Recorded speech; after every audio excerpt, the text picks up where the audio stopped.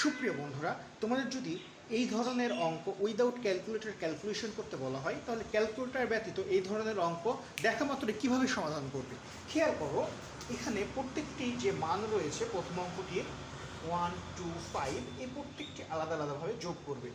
1 + 2 + 5, তাহলে এদের যোগফল আসবে 8। এখন এই 8-এর থেকে এই 3 বিয়োগ করবে, তাহলে আমার অ্যান্সার আসবে 5। এই অঙ্কটির উত্তর হবে 5। ঠিক একইভাবে এই অঙ্কটি খেয়াল করো, প্রত্যেকটি সংখ্যাকে আলাদাভাবে যোগ করব।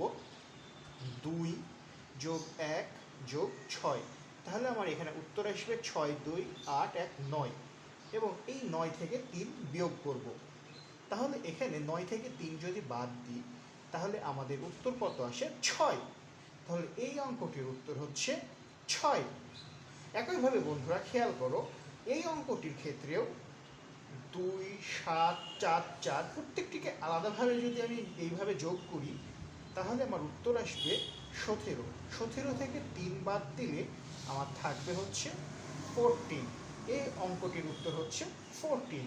এবং এই অঙ্কটির উত্তর কী হবে তোমাদের HW থাকলে অবশ্যই কমেন্টে জানাবে। সকলকে ধন্যবাদ।